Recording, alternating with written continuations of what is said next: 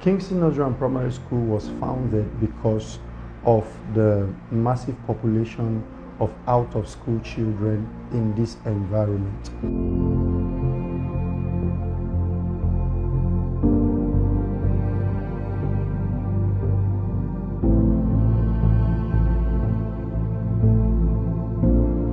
When I started it, there was some struggle, until I went back to pray and I heard clearly in my spirit, I did not send you tuition free.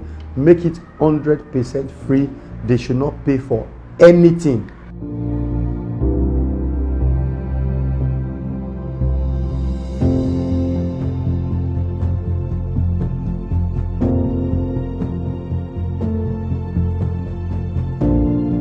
Every time I pass by, go to drop my children in school or pick them from school, I see two things in this environment. I see many children that did not go to school.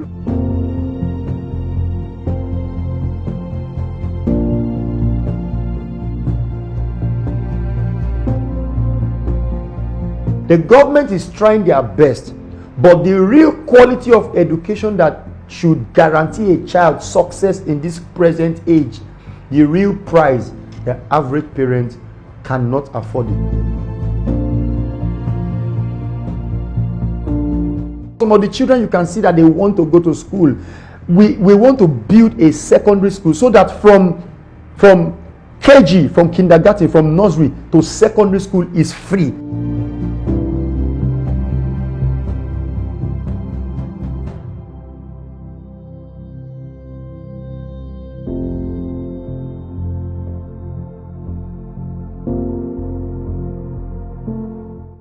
The state of education in rural Nigeria is one of the biggest challenges that education stakeholders have to address urgently. For many years, rural education has meant education characterized with very poor infrastructure with less or no attention. In Nigeria's National Policy on Education 1998, it stated that the federal government has adopted education as an instrument for affecting national development in all areas of the nation. Well, it seems this was said in the absence of proper procedure and process to implement. Taking a critical look at the educational system in the rural areas of Nigeria, the overwhelming widespread of illiteracy is obvious to the undiscerning. Generally, the rural areas in Nigeria are incessantly neglected by the government when it comes to the development of any form, educational development inclusive. It is a well-known fact that Nigeria is predominantly a rural society, as the highest number of her population live in rural areas. Pinning the aspect that some schools and cities with well-structured buildings, facilities give less than what a proper education entails. Some of the schools in the rural communities do not have blocks, not to talk of classroom foundations. It is as poor as there is no plan of any form for the rural areas. There has been an incessant shortage of academic staff in rural schools for many years in Nigeria. This explains why a teacher can be saddled to teach 2 or more subjects outside his or her discipline. Learning facilities in rural Nigeria are in very poor conditions, if at all they exist. Computer laboratories, internet and other things that would expose the children to global standard in their studies are absent. This is an underlying factor in Nigeria as a whole. People in rural areas live below $1 daily. The poverty level is so high for them to afford schooling opportunities for their children.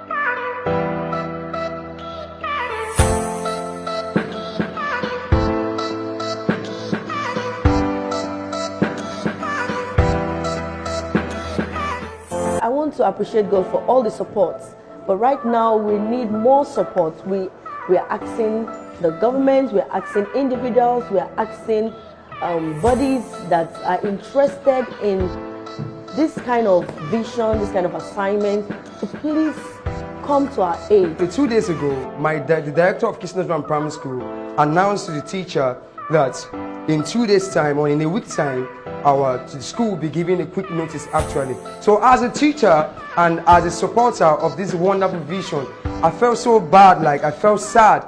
And I'm being concerned towards the life of these children. I felt if this actually happened, it will really affect the life of these wonderful children.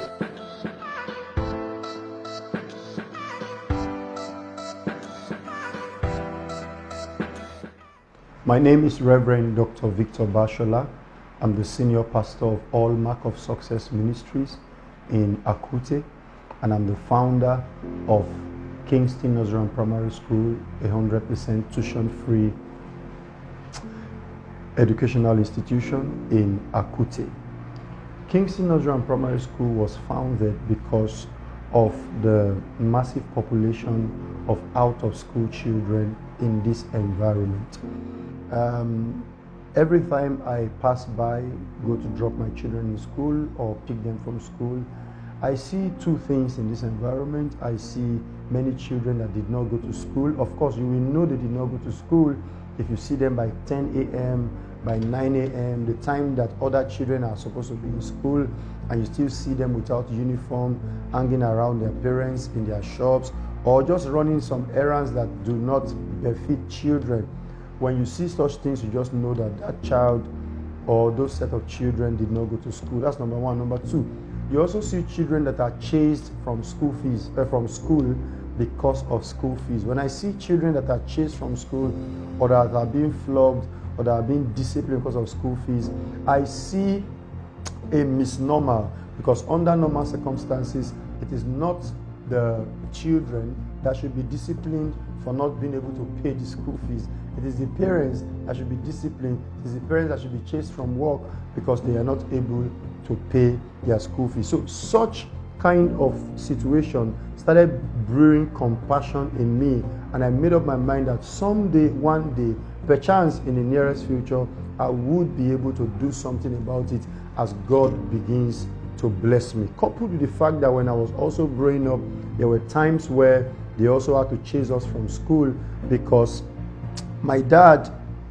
he tried his best to give us the best of education, and he ensured that we went to a school that the averagely rich people were attending, and because of that, he was an insurance marketer, and the quality of the school did not match with the quality of his income then. So there were times where they had to chase us from school. So I understood the emotional trauma of a child not being in school when the mates were in school. So marrying the situation of what I passed through as a child, marrying it with what I'm seeing in this environment where I'm privileged to pastor, I began to have some thoughts that maybe in the foreseeable future I will be able to start something and maybe give 50% discount to students, until one day, August last year, August 2021, when we decided to start a school, and I had it in mind that we'll give some people discount, until I got an inspiration deep down in my spirit, an unmistakable inspiration to start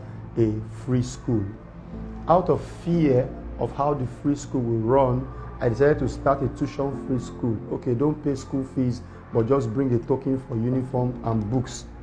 Even at that, the burden was heavy, because uniform and books was to buy uniform and books. The teachers must be paid, the rent must be paid, because the rent of the building is 1.5 million naira. When I started it, there was some struggle, until I went back to pray, and I heard clearly in my spirit, I did not send you tuition free. Make it 100% free. They should not pay for anything. It was a lot of struggle, but before I told my wife about it, I had already printed banner, printed flyer, and shared it to everybody, because I knew that if I told her, a level of faith, a level of belief in the vision will not be able to carry it. She may, out of fear, not support it. So I had already told the whole world, and people were already bringing their children before I told her about it. When I did, she fell sick, she fell ill, she was sick, she was hospitalized for no reason. After several tests, we now got to discover that it was the fear of how we were going to survive with that kind of humongous project. That was what made her to fall sick. I pleaded with her, convinced her, until she had her own conviction, and then she supported us. She suddenly got well. I think that was where I discovered that there's something called vision shock, that the size of a vision can make you fall ill, especially when you know the size of the resources compared to the size of the vision. You know, the woman is the one that runs the home. The woman is the one that knows the budget for the home. So it was obvious that a budget that would take close to 1 million every month, plus salaries, plus educational materials, plus logistics of running a school, even for a fee-paying school in this environment, is a lot of task, not to talk of a school that will now be totally free. It's a lot of emotional stress. It saps your energy, it saps your emotion, especially when the month is about to end. Like now, today is 26, right? And the month is about to end. The month will end next week. Salaries, where will it come from? Will the person that supported last month, will the person support again? The person that supported last week, will the person support again? The rent has expired. In fact, 2 days ago, I was given a quick notice from the caretaker to the landlord that if we don't pay the balance of the rent, which is 750,000, the rent is 1.5 million, we need to balance 750,000. They said, you know, whether you're running free school or not, you must pay the landlord. You are the one that knows that God said you should do free school. Some people don't even want to believe that God said anything. So they said if we don't bring the balance by month ending, which is on Tuesday, right, we should leave the facility. And if we leave the facility, 12 people will lose their jobs. The security men will lose their jobs. The cook and the assistant will lose their jobs, because we give 1 meal a day. You can perceive smell of food in the atmosphere. We provide 1 meal a day. We provide free books. We provide free uniforms. We don't collect school fees. We don't charge for anything. And we teach French. We teach Chinese. We teach what we call governance. We teach music. We teach music, French, Chinese, governance, and we teach dance. And there's a creative art club, a press club. In fact, the press club, they are doing a debate next 2 weeks about who their choice of the presidential candidates. One will dress like Tinubu, one will dress like Akute, one will dress like Peter Obi, and they will all debate on their choice. So we are doing a lot that we're supposed to charge serious money for, but because of what I was told and because of the state of the Nigerian education, the quality of education that a child needs to succeed, the real price, the average Nigerian parent cannot afford it. And in an utopian society, in a society where things are working, education is supposed to be free. In fact, primary education, basic primary education, was supposed to be free. The government is trying their best, but the real quality of education that should guarantee a child success in this present age, the real price, the average parent cannot afford it. So, shouldering this vision for the time that we have been running now has been a lot of mental task, a lot of emotional burden, but one way or the other, before shame and disgrace comes, God always sends someone. Like I believe that before next week Tuesday, God will also touch someone that will support with the rent. God will touch an organization. I believe strongly that the right organization that should support this, they are just waiting for the right time. And I believe that the right time is now. We need partners for the books. We need partners for the uniforms. We need partners for the feeding. A noodle company can support with cartons of noodles. A spaghetti company, a rice company can support with rice, can support with food stuff. You can say, okay, I take off the salary of 10 teachers. And can I shock you?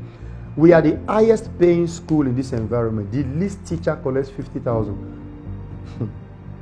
It's crazy, because I believe strongly that apart from the fact that education should be free in an African nation in Nigeria, I also believe that teachers that are the ones that train other persons. Without teacher, they cannot be doctors. Without teacher, they cannot be lawyers. Without teacher, they cannot be teacher. You cannot understand what I'm saying now if you were not properly taught. So I believe that teachers should be among the highest paid people in Nigeria. So teachers, 50,000 is nothing to a teacher. Their transport to work. Someone told me the other day, why will you pay teachers 50,000? You want to spoil them. Spoil them for what? That's what somebody earns per hour in a society that is working. So if a teacher earns 50,000 and NCO that earns 50,000 at the end of the month, it is not a sin, it's not a crime. In fact, we should pay them high. I am of the opinion that the least a teacher should earn in Nigeria should be 200,000. Why? Because the teacher is the one doing the major job of raising a child from cradle to whatever level of education that the child will take. why I recommend 200,000, whether private, whether public school, and the moment the salary of teachers are jacked up, you will begin to attract the best of minds. The reason why you are attracting riffraffs, in quotes, the reason why you are attracting those that don't have any other thing to do, let me just teach until when I get a good job. That is why you are attracting people that is not really their passion to teach. But if you want to attract the best of brains to the teaching profession, jack up the salary.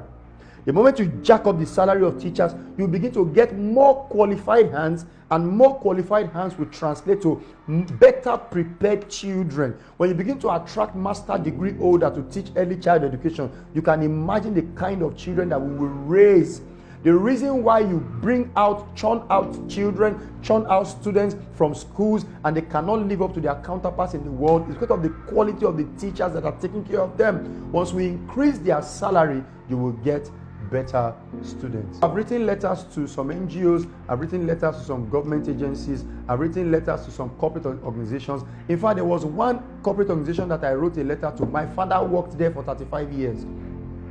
They told me that go and start first. Then we're about to start. I thought maybe because my father worked there for 35 years, they will respond to me. I even wrote that I am a child of this company. I was born when this company started. I know how this company started. They said I should go and start first, that when the thing starts rolling, they will get involved. And I replied the whatever manager, I said, the business manager, I said, if you don't support me now that the things are at this stage, how will I even get it rolling? I've written to some NGOs. See, some people want to see it working before they come in. So when you get this kind of vision, you have to buckle your belt and get it to work. So therefore, my little savings that I had, I closed it down. I used to drive a Jeep. I had to let it go. Why? Right now, when people see me trek, they feel that, Suffer, I want to kill him. I know what I am doing. If you do not die, your work will die. God. If you refuse to sacrifice yourself at the beginning of every dream, nobody will support you. I've written to several organizations. Till date, the only organization that has supported is Clam Foundation, headed by my father in the Lord, Apostle Wole Oladini. I am proud to mention his name. He's the only company or foundation or NGO that has supported. The others are individuals. Why? The humongous cost of running the school. Some persons are afraid to get involved. But it cannot close. A quit notice has been given to us in this facility. But before that quit notice will expire, which is next week, Tuesday, help will come. The reason why we decided to give 1 free meal a day was because the children are of different demographics. There are some that are very, very, very on the ground. We have students in this school that have not been to school for 2 years. In fact, we have students that are in basic 1 or what you call primary 1 that should have been in primary 4, but because of the gap in their education, their parents did not have money to send them to school. There are some house helps in this school, but there's a particular lady that she's a house help. If you see her size, she should be in basic 6, but she's in basic 1 because she has been a house help for so long. Now, if not for free education, how will a house help go to school? If not for free education, how will a brother and a sister in basic 1 that have not been to school for 2 years, how will they go to school? The reason why we give them 1 free meal a day, there are some parents here, before they will bring breakfast to the children to be around 12 o'clock, there are some children here, by the time they open what they brought to school, you will see shame in the eye of the child compared to what other children brought to school. Because some parents, if you remove the burden of school fees from them, they cannot have money to feed the child well. So you can see some children come to school with variety, and you see some children come to school with what a normal child should not eat. So therefore, I saw that concentration was having issues. Some of the children were not well fed, and if the child is not well fed, the child will be cranky, the child will be unstable, the child will be imbalanced. So I decided to balance it. Instead of some people eating well, some people not eating well, let us give everybody 1 quality hot meal a day. We started it a few months ago. Initially, there was struggle. Sometimes there will be money, sometimes there will not be money. The 1 meal a day takes about 22.5 every day, because we have to provide food for both the children and both the 12 staff that we have in this facility. So when we started the 1 meal a day, we discovered that the children began to concentrate. In fact, let me make you laugh a little. When we had our midterm break on Monday, some children came to school. Why did they come to school? They want to come to school because they will be taught well. Apart from the teaching, they will eat. they are guaranteed of that 1 meal a day by 12 o'clock or by 10 when they are not fasting. Right now, we need a facility of our own, because paying rent of 1.5 million every year is an uphill task. We need a land within Akute, because I am sent to this land of Akute. We need a land within Akute to build a nursery, primary and secondary school, because I'm afraid by the time these children in basic 4, they'll be promoted to basic 5 by September. By the time they get to basic 6 and they get to GS1, I'm afraid that the children, the parents that could not even pay for primary education, I'm afraid that they may not be able to afford secondary education. So instead of allowing these children to get to basic 6 and then go and get married, get to basic 6 and then start hawking, get to basic 6 and then go and learn some things that they because some of the children, you can see that they want to go to school. We want to build a secondary school so that from KG, from kindergarten, from nursery to secondary school is free. When that happens, it will have a lot of impact in the life of these children. It will have a lot of impact in the life of the parents. It will take a lot of burden away from the life of the parents, and the little money that they make from their tailoring, from their carpentry, from their vulcanizing business, they will be able to channel it in making sure that the children have a comfortable house to stay. Our challenges: we need land, we need a building, we need buses. Some of the children come from far. You will not even believe that there are some children that sometimes do not come to school because their parents could not transport them to school. There's a lot of problem that needs to be solved. So we need land, we need facility, we need support for the rent, we need support for the school fee, support for the teachers' salaries, we need support for the meal, we need foodstuffs, we need textbooks, we need uniforms, we need all forms of support that a regular school will need. And above all, we need transportation system like a bus. Forget a bus that can be bringing some that stay far to school, that will just be perfect. Whatever way, how big you can support, how small you can support, nothing is too big and nothing is too little. Thank you. Initially, when we started the vision, because of this kind of environment, some people will suspect you. Why do you want to start a free school? What are you trying to do? Do you want to use the destiny of our children? Well, I just had to turn deaf ears to that kind of talk, because I know there are some people you have to, when you want to help them, you have to convince them to be helped and force them to be helped. I know what God told me. So when we started, we had to tell them this is what we want to do.